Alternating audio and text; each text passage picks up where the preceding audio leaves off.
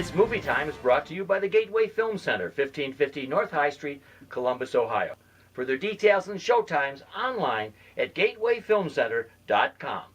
The award-winning It's Movie Time is produced by John DeSando. Listen to the shows and read reviews online at WCBE.org. I'm John DeSando. I'm Helmut Kremling. And this is It's Movie Time.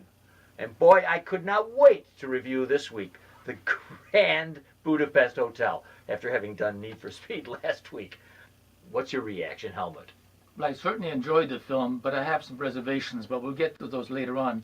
There's been an enormous amount of buzz about this film, interviews on NPR, articles and newspapers, both about the composer, who's excellent, and the director, who's won several nominations. And in fact, he already has won a major prize in Berlin for this film. And we're talking Wes Anderson. Right. Some of you may remember Bottle Rocket years ago, which was not half as stylized as this one. But through that, we went to such films as The Fantastic Mr. Fox. But it's another droll comedy with surprising occurrences. And we know, one of the surprises is we know it takes place in a fictitious republic called Zubrowska, but it has a lot in common with Vienna, Prague, and Budapest, and therefore I can't resist calling this film a zany goulash, full of actually a spicy goulash, full of zany and often improbable ingredients. Well, there are signs of Wes Anderson all over the place. The eccentric characters of the Royal Tenenbaums, for instance, is another one that I remember. And my animation, The Fantastic Mr. Fox, is filled with these kind of very interesting but very offbeat characters. And at this hotel, which is set in the early 1930s, clearly pre-World War II and post-World War I, a kind of limbo where almost anything goes. And our hero, played by Ralph Fiennes, is the ultimate concierge of the Grand Budapest Hotel. He's bisexual, he beds his dowagers and his buddies, and he's quite cavalier about it. And there's something in it that almost neglects the horrors that are beginning to go on in Europe. And how he does that, how he makes this such an affecting and affectionate movie when you have so much in our historical consciousness about that time, is really amazing to me. It is a visual and whimsical feast, as is goulash, but as with goulash, not all the ingredients are delicious, in my way of thinking. And of course, the figure who stirs the pot of this soup is, as you mentioned, M. Gustave, the concierge, the bon vivant, who some reviewers have called a cross between Peter O'Toole and Zsa Gabor. That's great. Yeah. Yeah, and he has his little acolytes, his little lobby boys, and so all the people his entourage, and yet he has to face such things as military movements like the Nazi movement, and he has to be brave at the same time that he has to be kind of suave, and he has to maneuver all of this as well as everybody in the hotel, and he's positively brilliant at it, and I think that's what Anderson brings out. But for me, just to tell you why I find this such an attractive movie, is that his memory is like mine. Wes Anderson's memory is like mine. Fuzzy, nostalgic, and always positive as opposed to negative.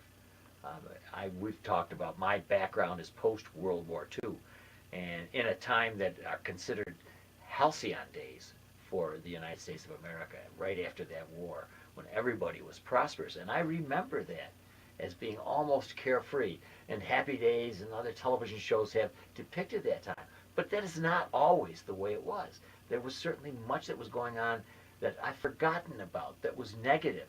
And, my father dying very early because he was working so hard and making so much money. Here's a negative side of something. So anyway, I think Wes Anderson does that. Right, yeah. There, of course, is, even though this country was prosperous, some other countries, including this republic this created republic must have suffered at the hands of the Nazis and also at the hands of the communists. And we can see that because the hotel becomes quite seedy toward the end. It does. And speaking of the hotel, they created a fake hotel. Oh, It was right, a large yes. toy. Reminded one of a huge piece of pastry, and pastry plays a role in this film.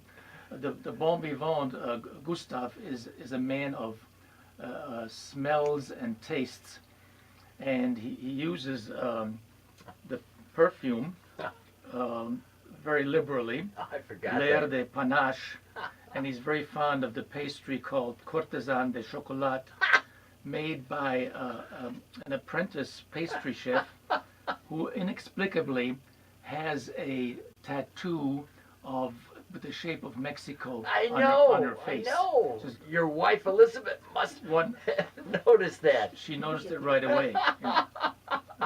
Isn't that bizarre? It's typical Wes Anderson. I can't tell you why the image of Mexico on there. And he can't tell you why either, I don't think. I know it. There is not always a reason for what he does, it seems to me. Well, he has many of his usual characters, I would call his usual suspects in the movie. Bill Murray appears, Owen Wilson appears. They have been in many of his films, and so he keeps a continuity among them all, and keeps. We talked a little bit about it's being distributed at this time of year, and my feeling is that actually there's a group of people who will see any Wes Anderson movie at any time. So at this time of the year, which I'm always complaining about, it is a dead zone where you never get any good movies. Here's a fine movie coming out. Why now? Well, Wes Anderson's movies could come out at any time, and those people who are devoted to him will come then. Secondly, the Academy never gets overly excited about Wes Anderson movies. So while it gets nominations, so it rarely gets a win. And so it would not, if it came out in the fall, probably wouldn't be in contention anyway. And at this time of year, my final point is there's nothing out there. I reviewed Need for Speed last week. Mm-hmm. So it's a good movie to have at this time of year. Possibly he doesn't care about awards as much as Exactly. some people. And the Academy is made up of 6,000 old white men who are probably not fans of Wes Anderson. I think you're probably an exception. Right. Most diehard Wes Anderson fans tend to be younger. Right. Yeah. Yes, they are. I do want to mention his relationship to Zero, whom he interviews for the job, and then he asks him, "What about your family?" And Zero's answer is zero. Now we know why he got his name. Ooh, yeah. His family has been killed somewhere in a Yes. Middle Eastern country, and frankly, Gustav does not show the proper empathy. One of his lovers, the octogenarian, played by Tilda Swinton, right? That's right. Yes. With wonderful makeup, Yes. leaves the hotel in a very frightened state, and the last thing he notices is her fingernails are tinted for him in an abhorrent color, and he can't help but mention that. But he dies, and then they go off to the funeral, and they ride on a train, and the wonderful soundtrack, which I know we don't notice soundtracks quite often, but subconsciously we do. Yes. We really do. Yeah. And it's wonderful music. I happen to listen to it on YouTube. And he has this philosophical, he uses philosophical explanations about life and death. They're actually quite impressive. And then, surprise, or not a surprise, he says, by the way, she's dynamite in the sack. Yes. I So love Zero says, but she's 84. And he has this off-color and somewhat coarse food explanation for how that can happen. And I think it's really in poor taste and borderline cruel. Oh, all right. Okay. And he arrives at the funeral, and he meets her son, who's a villain. Yes. But of course, the main villain is his hitman. And the son very soon punches both of them in the face. Oh, yes. And it's a scene that reminds me of the Three Stooges. Yes. Yeah. But the lawyer who takes care of her will names him as the recipient of a famous painting. So of course he's very happy. They make off with the painting because they think if we don't take the painting now, they're not going to let me have it. And in its place, they hang a different painting. When the son discovers that the painting has been missed, he is of course enraged, and he takes the painting that they've hung in its place, and he breaks it over a chair. Well, it seems that the painting that he inherits is a MacGuffin. It's a false painting. It's invented. It's just there for the thriller aspect of this film. Whereas the painting that they hang in its place is a painting, a very famous one. I forgot. It's the two nudes by a famous Austrian painter. It's of course very funny that the two nudes, the painting of the two nudes by Egon Schiele is the painter. Okay. An extraordinary painting worth millions is broken by the son because he doesn't realize that's the valuable painting. You know? Well, Anderson's filled with all of those contradictions, and I think you've well expressed that combination of zany, almost slapstick, with some horrific activities going on at the same time, and how he makes that palatable and almost amusing is just what I think to be part of the genius of this film. So, Helmut, we might differ, and we need to find that out. What grade would you award this film called The Grand Budapest Hotel, directed by Wes Anderson? As you mentioned, it's quite amusing, and I laughed along with the other people in the audience.